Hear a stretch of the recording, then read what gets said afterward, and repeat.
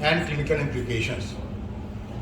So I will be not going much in detail because yesterday Dr. Ajay Tiwari has dealt with the clinical implications of glycemic variability and time in range. And after me, Dr. Chavi will be talking about the CGM device, how it is a boon for a diabetic patient. So I will be talking about concept, nomenclature and clinical implications. So how did the concept of time in range came? Though CGM has come, it is now much in vogue and in use, specifically in the Western countries, and especially those who are using automated glucose pumps and type 1 diabetics. But still, pan-global, we are using HbA1c and SMBG as our basic tool for glycemic monitoring, making guidelines and deciding the efficacy of a drug. So let us first see that we are still living in an era of HbA1c and SMBG. So the HbA1c is the main glycemic metric for guiding therapy changes, main metric for rating the quality of diabetes care and drugs. And now we are using it as a diagnostic criteria also and a standard marker to assess risk of complications. We always say that 1% decrease in HbA1c will lead to this much decrease in macrovascular complications or in macrovascular complications. And target is standard used in diabetes algorithms to modify therapy and set up new trials. And even till date, FDA and EMA are using HbA1c as a outcome marker to give license to newly formulated anti-hyperglycemic drugs. So it is there and it will remain there, but with the advent of CGM and more data coming with the CGM, things are changing. Now another thing which we use in our clinical practice, and even it is still being recommended in the standard of therapeutic guidelines, blood glucose monitoring, SMBG. And usually we do 2 times, 3 times, 5 times, maximum 7 times. But most of the time, type 1 diabetics, they do it 2 to 3 or maximum 5 times. And you will just see that these are the usual timings when we do our blood sugar, wake up, lunch, dinner, and at bedtime or midnight. So even after doing 4 times in a day, does it give us the real picture of what is going on in 24 hours for the glycemic profile? So if we just see a CGM profile and compare it with that of SMBG, you will see that with 4 times SMBG, still we are missing hypos and hypers. So this is a drawback of SMBG, and where CGM devices or AGP that supervenes.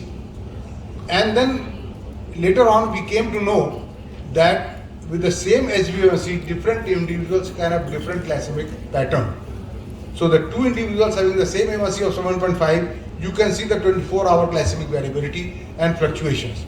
So just by looking at HbA1c data, we are not knowing what is going on in 24 hours, how much hypos and how much hyper. So the limitations of HbA1c, that HbA1c does not identify hypoglycemia or glucose variability, and SAS can have accuracy problems, we all know that, lab-to-lab problem, different hemoglobinopathies, CKD, lifespan of RBC, all those things that can affect HbA1c, glycations. HbA1c alone does not tell the full story of glycemic control.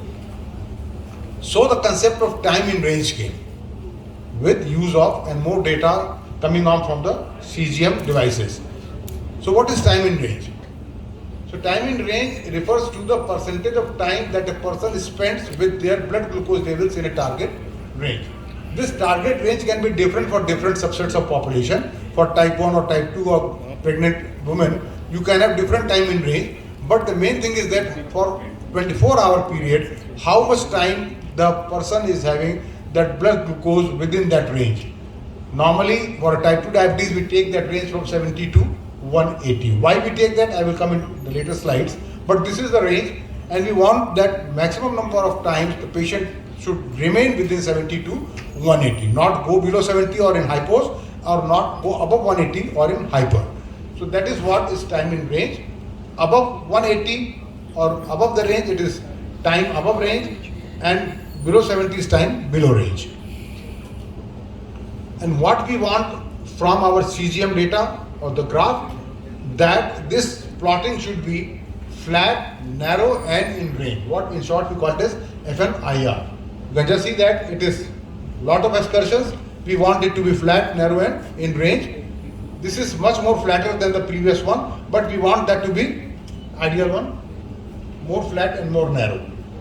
This is what we want for the time in range, and these are the different glycemic targets for different population. Usual type 2 diabetic, 70% of the time, this is minimum. One can have 80%, 86%, 90%, 96% within the range. More in time in range, more it is beneficial and better without causing hypoglycemia. That is the caveat. So usually if you are 70% of blood sugar is within the range of 70 to 180, the person will achieve an HbA1c of 7. For older age groups, having comorbidities, having previous CABG or heart attack, then you can lax that 50% within time in range, 50% from 180 to 250, but still less than 1% hypo. We don't want hypos. For pregnant women, type 1, again the criteria becomes more stringent, 63 to 140. From 70 to 180, we bring it down to 63 to 140. And for type 2 or GDM patients, more than 90% time should be within the range. This is how we decide the time in range.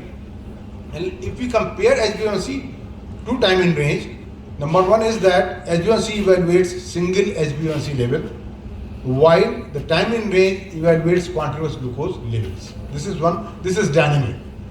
Then compares A1C level of last 3 months. A1C is for last 3 months, while the time in range may compare fluctuations for any given amount of time.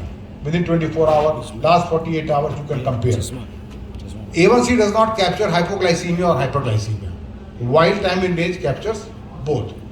And A1C is less likely to capture impact of acute interventions. While if you are applying a real-time CGM device, you can see the effect of acute interventions on your blood sugar fluctuations. So why did we want that our patient should have 70% of the time in range? Because from the data coming from the different studies and the CGM devices, these are the two papers, Beck et al. And Vygotsky et al. This is type 1, this is type 2. And on putting those data and making an algorithm, they could see that if 70% of the time is in time in range, the A1C is around about 7. And here 70% it is 6.7. So that is why we want that our patient should have at least 70% of their blood sugar level within the range. And why it is important? What are the clinical examples with the same? You can just see here that one patient having estimated A1C of 6.7. This is estimated, not real A1C. I will just come and tell you that this term has now been replaced with GMI. So here it is 6.7, 6.8, almost identical HbA1c estimated, but this patient is having 0 hypoglycemia with 80% time in range, and that patient is having 52% time in range with 15% hypoglycemia with the same A1C. This is why looking into time in range and CGM data is very important, because we don't want our patients to land into hypos. So it is time to move on from HbA1c to TIR, because TIR goes beyond A1c, representing blood glucose levels, because it captures variations, the highs, lows and in range values that characterize the life with diabetes. Now what is estimated A1c and what is GMI? Initially or previously, when this device was giving reports, they were giving HbA1c, estimated A1c levels. But later on it was found that when a patient went to a lab HbA1c, many of the time that lab HbA1c was not correlating with the estimated HbA1c, and there was a discrepancy, either it was low or it was high. So later on, the US Food and Drug Administration, FDA, they said that you should change this terminology because it is creating confusion. Because estimated A1c is based on the interstitial blood sugar level measured over a period of 14 days, while HbA1c is a measure of overall glycation of hemoglobin for last 120 days in the RBC. So these two are different.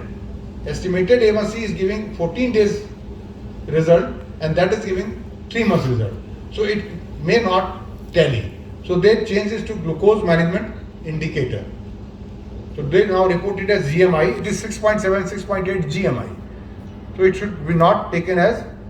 And one should also know that when you do HbA1c, 50% of that HbA1c contribution is for last 1 month.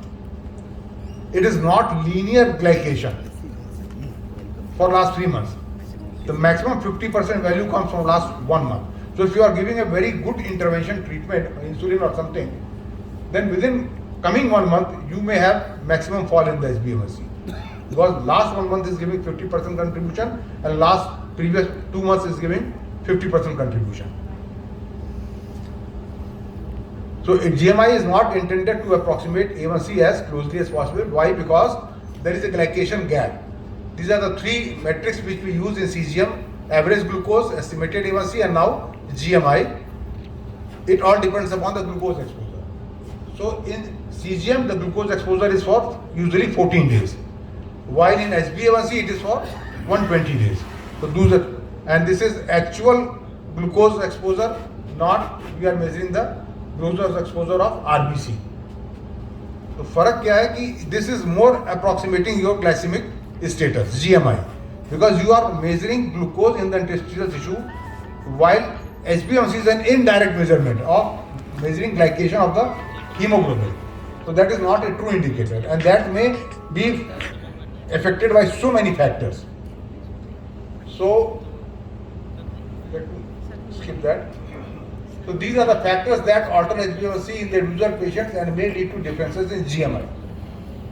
GMI तो आपका true status बता रहा है glucose को, आपको glucose ही major कर रहा है, जबकि HbA1c सारे फैक्टर्स से इफेक्टेड हो जाएगा. Even it is affected by the race and ethnicity. India में मैं ढूंढ रहा था, बहुत अभी स्टडीज नहीं मिली मुझे, but in US because they were very cross sectional population, white American, black American, Afro American, Latinos, Indian American. So what they found is that the black Americans, they are fast glycators. They glycate fast. So with the same GMI, their HbA1c level will be high. While the white people with the same GMI, their HbA1c will be low. So that is why it is also to be taken into account the glycation process.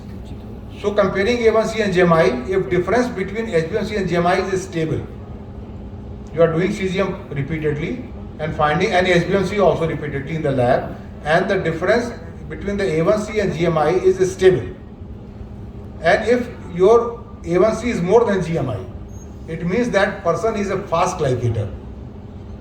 His actual average blood glucose is not that high as HbA1c is showing.